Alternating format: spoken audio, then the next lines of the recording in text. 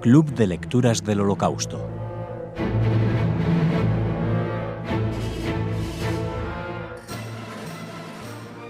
Recibimos en Radio Sefarad a Concha Pallares. Hola, Concha. Hola, buenas tardes. Y a Javier Quevedo. Hola, ¿qué hay? Buenas tardes. Bueno, es un nuevo programa dedicado a uno de los libros que habéis estudiado, que habéis analizado en el Club de Lecturas del Holocausto, Insumisa, que publica Armenia.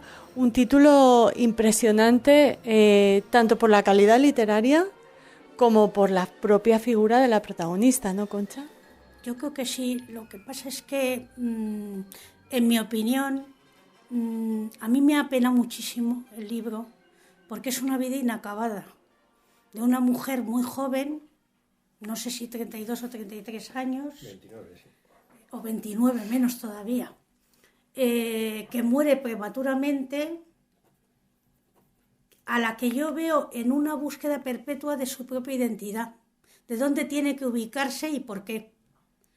Y claro, como murió no sabemos realmente cómo hubiera acabado la cosa.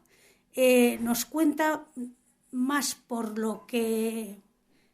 O sea, esa lucha que ella tiene, esa búsqueda que ella tiene en distintos lugares, muchos de ellos terriblemente sórdidos, por no decir todos, nos desvela la realidad de la época que le tocó vivir, que fue una época tremenda.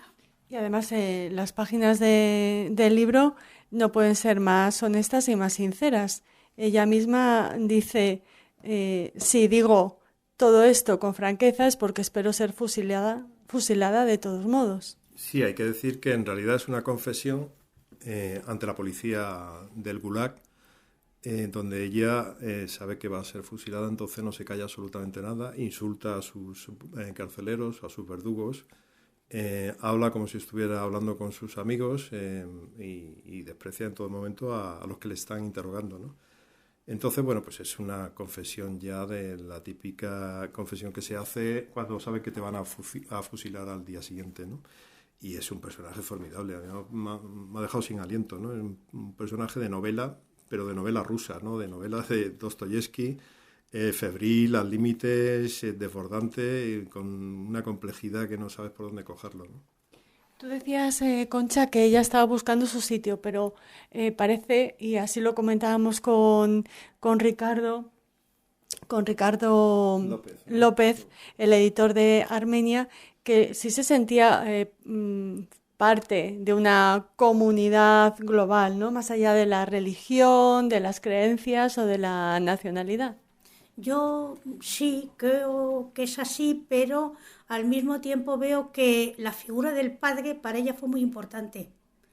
El padre era judío, era muy culto, tuvo que huir constantemente porque, según va diciendo el editor, se tiene que ir a Letonia, desde San Petersburgo a Letonia.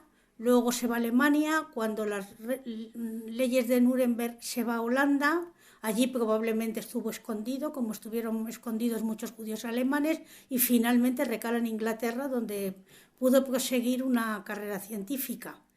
La figura de la madre también creo yo que tiene mucho que ver con ella, en el sentido de que mientras que el padre le aporta mucho, y en un determinado momento ella explica cómo la influye para estudiar filosofía y una serie de cosas, ella rechaza mucho a la madre.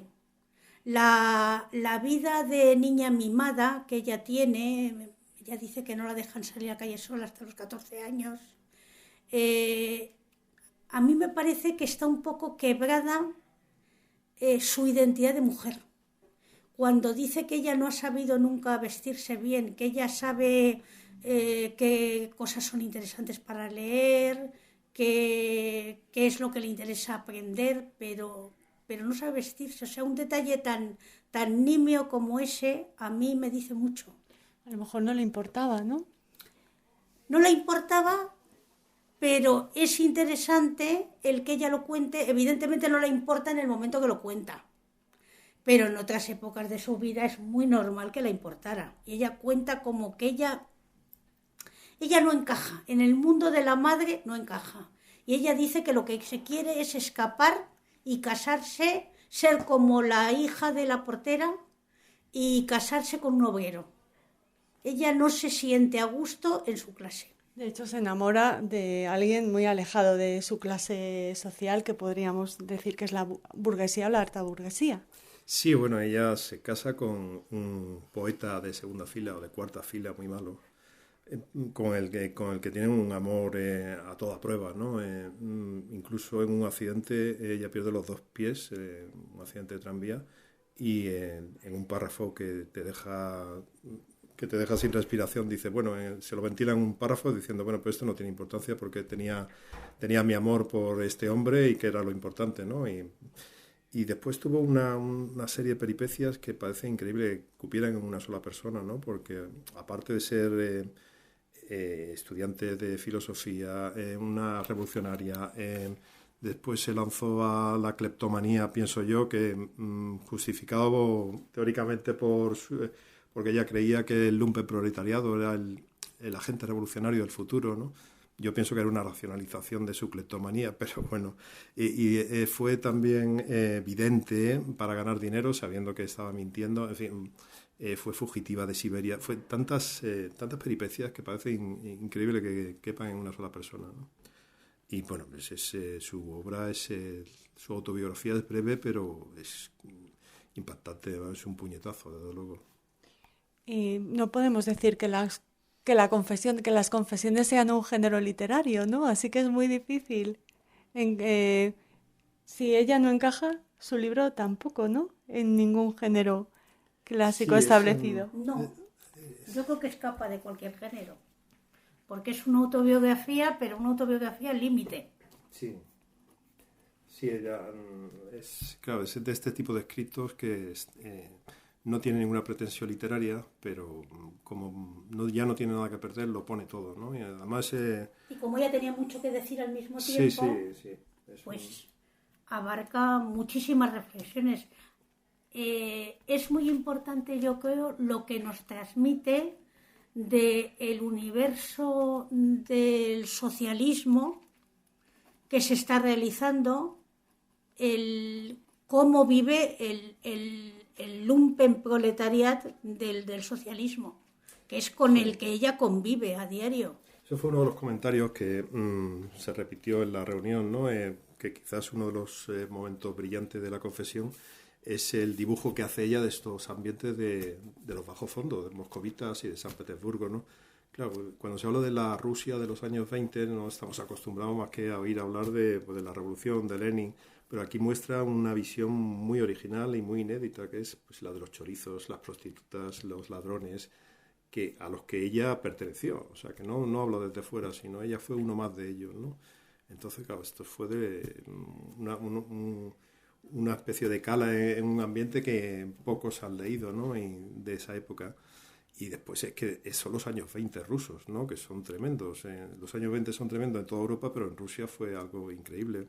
Ahora en la Fundación Mafre hay precisamente una exposición que yo recomiendo a todo el mundo, que es de Chagall a Malevich, que trata precisamente de esos años y uno se empapa de la locura que había intelectual, utópica, que posteriormente cercenó en Stalin a partir del 27, ¿no? Pero esos años fueron pura efervescencia, ¿no? Entonces esta es una figura más que sale de esa olla borboteante que fueron los años 20, ¿no? Hay un episodio, el del robo de la maleta, que para mí es muy significativo porque me da la impresión de que todos los objetos que hay en la maleta son de alguien que está muy bien situado dentro del escalafón del aparato. Entonces cuenta todas las buenas cosas que esa persona tiene. Entonces es como una comparación entre la vida que ella está viviendo y la vida de todos los pobres del lumpen de Moscú o del lugar donde se encuentra en ese momento, porque está en tantos lugares que al final te pierdes. Y a mí el episodio ese de la maleta me ha parecido muy significativo. Porque recuperaba también de alguna manera su propia vida, su juventud y su infancia, ¿no? Y la comparación entre lo bien que vivían los del aparato y y lo mal que vivía la gente que seguía mal viviendo, con una contradicción tremenda dentro de la construcción del socialismo. Hombre, que tiene tantas facetas esta mujer, ¿no? Y todo está tan comprimido en 29 años, ¿no? Que tiene un valor suicida, por ejemplo, ¿no? Cuando se habla de la represión en la Rusia soviética, pues estamos acostumbrados a ver fotografías de escritores ojerosos, acoquinados, que confiesan todo. Esta es todo lo contrario, esta jamás achanta, insulta, apedrea a su verdugo, por eso la fusilan. En fin, es una mujer, una auténtica Agustina de Aragón de Rusia, ¿no? Y después pues es una crítica constante desde el primer minuto al giro que dio la Revolución Rusa, ¿no? Donde tantos pusieron esperanza, pero enseguida se vio que era una revolución fallida, ¿no? En manos de una burocracia que estaba ahí para establecerse, ¿no? Y ella desde el primer minuto criticó todo ese giro, ¿no?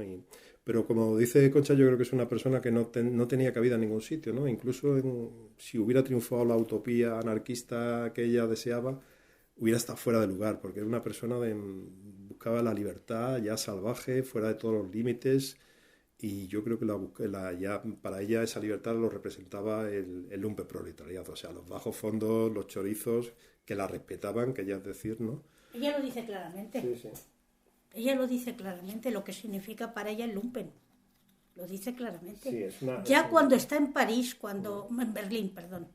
En Berlín y en París. Cuando está en Berlín y en París con su amado, con su marido, Con el poeta. Ella visita esos ambientes y es con los que ella concuerda y con los que se siente a gusto y se siente bien. Sí, es pero no porque perteneciera a ello, porque ella venía de la clase media, muy culta además, ¿no? Ella estudió filosofía además, ¿no? Pero sí tenía una tendencia hacia los bajos fondos, pero que yo identifico como una búsqueda de libertad ya sin límite, ¿no? O sea, el lugar donde ya no hay ninguna coacción, ninguna norma, pues ella lo identificaba un poco idealísticamente, ¿no? Como puede hacer también Dostoyevsky en Memoria de la Casa de los Muertos, ¿no? Que idealiza a los grandes criminales, ¿no? Que fue un libro, por cierto, que influyó mucho en Nietzsche, ¿no? Y un poco parece un personaje y por ideas y por comportamiento escapado de una novela de Dostoyevsky, ¿no? Y sobre todo en una época como ahora, que todo el mundo somos tan razonables, tan sensatos y tan prácticos, tan correctos, tan correctos, un personaje así es que nos quita la respiración, ¿no? Es un desafío, ¿no? Concha, ¿quieres añadir algo más? Pues a mí me apena que no hubiera vivido un poco más y hubiéramos visto que hubiera podido encajar en algún lugar, porque nunca se sabe. Una mujer con 29 años puede de alguna manera evolucionar en muchos sentidos. Lo veo improbable, porque ella ya apunta maneras a los 12 años. Ella a los 12 años ya lo que ella cuenta con 29 es algo que ella ha sentido desde los 12 o por ahí que ella cuenta. De tal manera que... Y luego se une la compulsión, porque yo estoy de acuerdo contigo, la compulsión tremenda que tiene con respecto al robo. Sí. Es una cleptómana completa. Sí, es digna de un estudio psicoanalítico, esta mujer. Es una cleptómana sin complejo, como se suele decir ahora. Y bueno, pues le da mil vueltas a Cifuentes en ese aspecto. Un libro que recomendáis, y sobre todo a esas personas que están buscando un texto sorprendente. Que le saque de sus casillas. Este libro es recomendable, además es una edición modélica. Tuvimos en la reunión a Ricardo López, el editor. Es un editor de estos modélicos, ¿no? Que si le pillamos una errata mínima en todo el libro, está perfectamente editado, una traducción de lujo por Marta Rebón, que es una de las mejores traductoras del ruso, que ha traducido a Vida y Destino. En fin, que es un libro súper recomendable. Muy bien, pues si no quieres añadir nada más, Concha, nos despedimos con esa recomendación y nada, les invitamos a escuchar este programa y a seguir leyendo estos libros tan interesantes. Muchas gracias. A ti.